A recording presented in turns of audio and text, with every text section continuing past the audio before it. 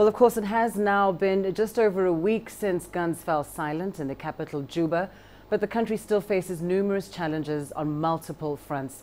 CCTV's Robert Nagila sat down and talked to the presidential spokesman, Ateny Wek Ateny, on how they are confronting these various challenges. We're talking to Mr. Ateny Wek, the presidential spokesman for South Sudan. Thank you very much for talking to us. I'll just start off by asking, can you give our viewers a current overview of the situation in Juba and the country at the moment? Juba has been calm since the start of coming into force of the order by the president to cease fire and to cease hostilities. Although the president started it as unilateral, but it did hold, given that, the forces of the IO were no longer in Juba until new arrangement is done for them to come back to Juba. So the general situation is that some people are still precautious, but it has almost come back to normalcy. Sir, we know that President Salva Kiir has reached out to Dr. Riek Machar, saying that he wants to talk to him, sit down and talk, and ensure that the violence we witnessed doesn't happen again. Have we heard from Dr. Riek Machar on this current offer? First of all, the president spoke to Machar by phone on Thursday. And Machar was is coming back to Juba, or coming back to the transitional government on condition that he needs international forces who will be called third-party forces, something we categorically reject simply because United Nations already has 12,000 troops in Juba, until he realized that he shouldn't put condition on his coming back to Juba as we embark on the process of implementing the peace agreement, and he's still a member of transitional government. And his coming here is crucial. So we urge him to come to Juba. During the course of the violence, 2 Chinese peacekeepers unfortunately were killed.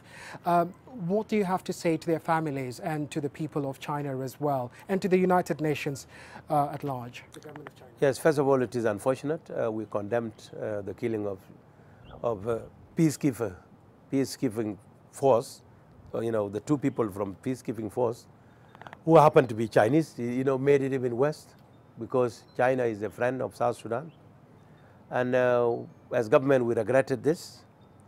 And we want to investigate it, matter to see whether it was, that our forces fired friendly, because sometimes there are friendly fire, And what we want to tell the people of China and the government of China is that we are still friends.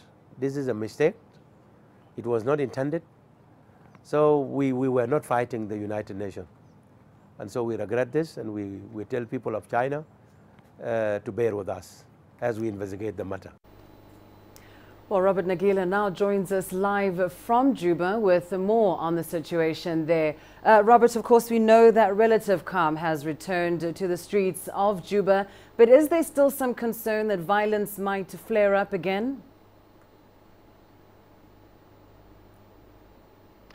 Not at this particular moment. As you've rightly said, calm has been restored in and around Juba, where much of the fighting took place just over a week ago. As we speak, there's traffic on the roads, both human and vehicle traffic. But perhaps the biggest challenge the Juba administration is facing at the moment are 2 things.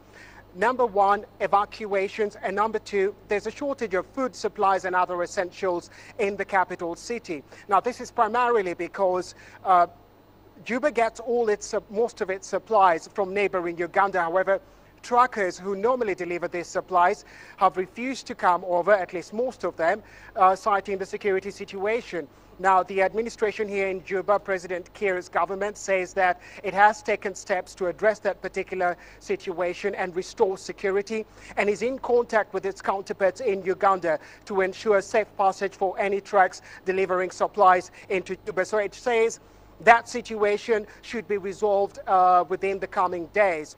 Now, in terms of evacuations, that is also a big concern, because these evacuations are basically taking away a much needed human resource that work in basically every sector of the economy here in South Sudan, away from the country.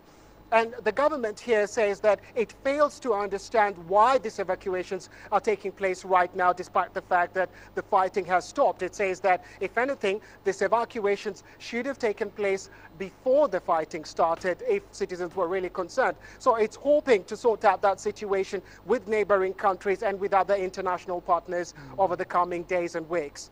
Now, of course, international partners, neighboring countries, they're all invested in a long-term solution for peace in South Sudan. And as a result, they're calling for intervention of foreign troops. They're calling for sanctions, possibly, and even an arms embargo. Do you think the South Sudanese government will cooperate with these kinds of measures?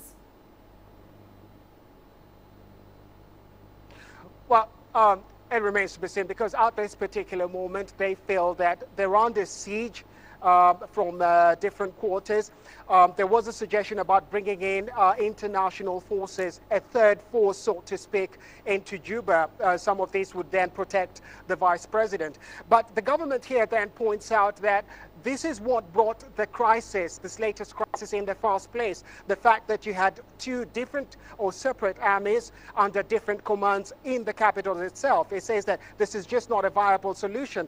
And they say that the United Nations, the UNMISS mission here in South Sudan, already has 12,000 troops, foreign troops in South Sudan. So it says that they can act as a buffer, they can provide security for Dr. Riek Machar, but getting in an extra set or a third force, so to speak, into South Sudan will simply exacerbate the crisis here. And they say that that is just not acceptable. In terms of an arms embargo, they also say that that would be an unfortunate situation if it were to come to that, because they show that recent events are pointing to the fact that this country needs its army to be prepared for any situation that presents itself. And they say that they also, apart from just the training, they need to equip the military very accordingly to the current situations that it does face on the ground. So President Salva Kiir has already extended an olive branch to Dr. Riek Machar, his vice president, telling him to come for talks to try and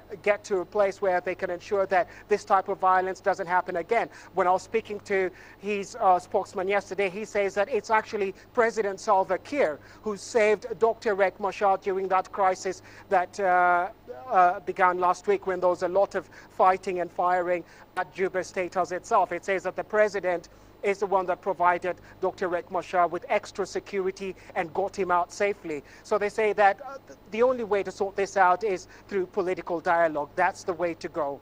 And I suppose we'll wait and see how that comes to place. Thanks very much, Robert Nagila, live for us there in Juba.